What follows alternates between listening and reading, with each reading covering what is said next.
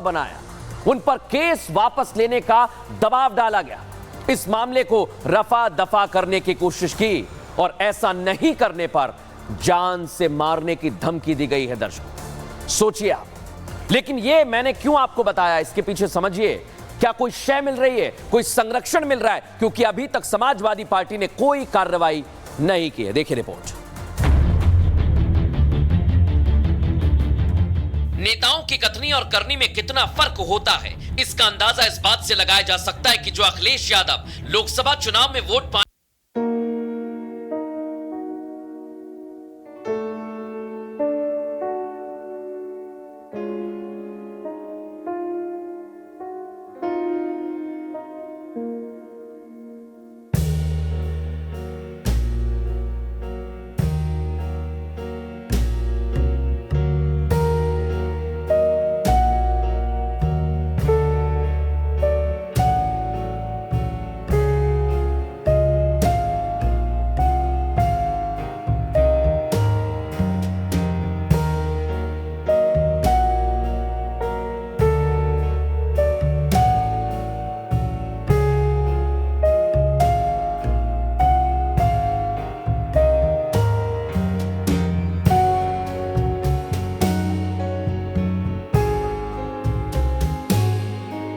पर भी आरोप लगे हैं, उनका डीएनए टेस्ट कराकर इंसाफ का रास्ता निकाला जाए।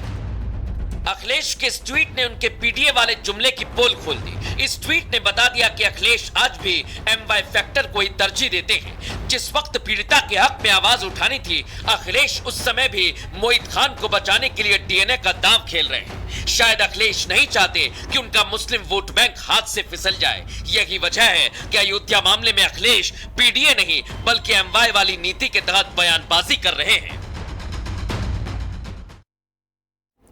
बड़ी बात क्या है दर्शकों, अखिलेश यादव 4 दिन बीत जाने के बाद भी अभी कंफ्यूजन में है। लेकिन एक और बात है, मोहित खान के करीबी सपा सांसद अवधेश प्रसाद जो कल तक बड़ी बड़ी बातें कह रहे थे, समय ना होने की बात कह रहे थे, आज उनके सुर भी बदल गए हैं। सुनवाता हूं आपको क्या कहा। Already we have discussed yesterday why you are wasting your time wandering here and there. जो भी दोषी है उसके खिलाफ कार्रवाई की जाए, इनोसेंट को फंसाया न जाए और इसको और अच्छा आने के लिए डीएनए टेस्ट लगा लिया जाए। अब डीएनए टेस्ट की दुहाई देने लगे हैं समाजवादी पार्टी के माननीय सांसद जी। लेकिन इससे क्या समझ आता है दर्शकों आपको कि सियासत है, वोट बैंक ना बिगड़ जाए इसलिए इस तरह की दलील दी जा रही है। लेकिन इस पर बीजेपी के केंद्रीय मंत्री और वरिष्ठ नेता भी निशाना साध रहे हैं। दिखाते हैं इस रिपोर्ट में। फैजाबाद लोकसभा सीट पर जीत का ठिठुरा पीटने वाले अवधेश प्रसाद अखिलेश यादव की ही तरह कंफ्यूज हैं।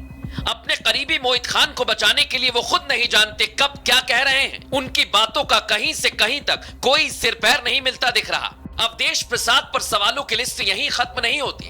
अवधेश पर एक सवाल और उठता है कि अयोध्या में इतनी बड़ी वारदात की जानकारी होने के बाद भी कहां है फैजाबाद के सांसद साहब, कहां है अवधेश प्रसाद? कल जब रिपब्लिक भारत ने उनसे सवाल किया तब उन्होंने ऑन कैमरा हमसे कहा कि वो आज अयोध्या पहुंचेंगे। मैं कल फैजाबाद अयोध्या जा रहा हूँ, जी जानकारी लूंगा। पूरा दिन बीत चुका है, हम अयोध्या में ही मौजूद हैं, लेकिन माननीय सांसद जी का कोई अता पता नहीं है। हाँ, सपा के 2 नेता जरूर पहुंचे अस्पताल पीड़ित परिवार को धमकी देने के लिए। समाजवादी पार्टी जिस तरह से इस मामले को संभालने में जुटी है और अखिलेश की भाषा बोल रही है, वो ये बता रहा है कि अखिलेश के लिए जनता, उनके मुद्दे, उनकी तकलीफें नहीं, सिर्फ कुर्सी प्यारी है। यही कारण है कि बीजेपी इस मामले में एक्शन मोड में आ गई है। अवधेश प्रसाद जी सांसद की जुबान नहीं खुलेगी, राहुल गांधी जी की जुबान नहीं खुलेगी, क्योंकि उसका नाम है मोहित खान। जब खान नाम हो गया तो जुबान नहीं खुलेगी, चाहे कितना ही बड़ा अपराध क्यों न हो जाए। बीजेपी साफ कह रही है कि आरोपी मोहित खान को सपा का संरक्षण मिला है, लेकिन बाबा ने ठान लिया है कि आरोपी कितना भी रसूखदार क्यों ना हो, उसे बख्शा नहीं जाएगा। तो देखा दर्शकों आपने, लेकिन बड़ी बात क्या है, जैसा मैंने शुरुआत में कहा था कि पीडीए नहीं एमवाय पर फोकस है। क्यों कह रहा हूं? क्योंकि अयोध्या गैंगरेप मामले में सपा और अखिलेश यादव चौतरफा गिरते हुए नजर आ रहे हैं। जहां वक्त है बीजेपी अब सपा के खिलाफ हमलावर हो गई है, वहीं अब बसपा सुप्रीमो मायावती ने भी खुलकर सीएम योगी के बुलडोजर एक्शन का समर्थन कर दिया है। देखिए जरा, अखिलेश यादव को दलितों की याद भले ही चुनाव के दौरान आती हो, लेकिन मायावती हमेशा से ही पिछड़ों की नेता रही हैं। और यही वजह है कि जब अखिलेश ने मामले में डीएनए जांच की बात कही तो मायावती ने अखिलेश से पूछ लिया कि सपा को यह बताना चाहिए कि उनकी सरकार में ऐसे आरोपियों के खिलाफ कितने डीएनए टेस्ट हुए थे, बताना चाहिए। वहीं निषाद पार्टी के अध्यक्ष संजय निषाद खुद पीड़ित परिवार से मिलने आज पहुंचे। दर्शकों, पीड़िता उनके समाज से जुड़ी हुई हैं, तो संजय निषाद दर्द उनकी आंखों में भर आया। और किस तरह से पीड़िता से मुलाकात के बाद उन्होंने बात कही, सुनवाता हूं। बस इतनी उम्मीद रखता हूं कि मैं अपने समुदाय का किस तरीके से उनका सुरक्षा दे सकता हूं। अपने समाज का इस तरीके का अत्याचार मैं नहीं होने देना चाहता हूं। 13 साल की बच्ची है, 13 साल की बच्ची कहां जाएगी, कहां मुंह दिखाएगी, और किस तरीके से ये मेरे समाज के ऊपर अत्याचार हो रहा है, इसमें किस तरीके से होगा। अंग्रेजों से लड़ा, मुगलों से लड़ा, आपकी अत्याचारियों से कैसे लड़ा जाएगा।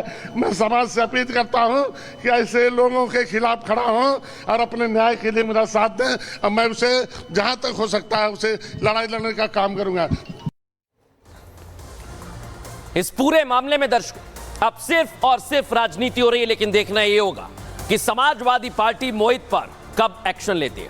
बहरहाल खबरों में आगे बढ़ेंगे और आज की दूसरी बड़ी खबर, ताजमहल में चढ़ा कावड़ का जल। ऐसा हम क्यों कह रहे हैं दर्शकों, आपको एक एक जानकारी देंगे। आगरा और ताजमहल दोनों फेमस हैं, प्रसिद्ध हैं, और दर्शकों जो युवक किस तरह से ताजमहल के अंदर घुसे हैं, आपको एक एक तस्वीर आज मैं दिखाने वाला हूं। क्योंकि सावन का महीना चल रहा है और हिंदू महासभा से जुड़े हुए 2 युवकों ने ताजमहल को तेजो महाल बताकर वहां जलाभिषेक कर दिया। सावन का महीना चल रहा है, भोले के भक्त भक्ति में लीन है। इस बीच एक ऐसा वीडियो सामने आता है जिससे मुस्लिम नाराज हो सकते हैं। दर्शकों क्यों कह रहा हूं, वीडियो दिखाता हूं आपको। अब मैं जो वीडियो आपको दिखाने वाला हूं, देखिए आप जरा, वो ताजमहल का है और आप बिल्कुल ठीक पहचान रहे हैं, ये वही सड़क है जहां से ताजमहल जाते हैं। 7 अजूबों में से एक ताजमहल। लेकिन हिंदू महासभा का शुरू से यह दावा है कि ताजमहल नहीं है, शिव मंदिर तेजो महाल है। इस वीडियो में दिख रहे इन लड़कों ने ताजमहल में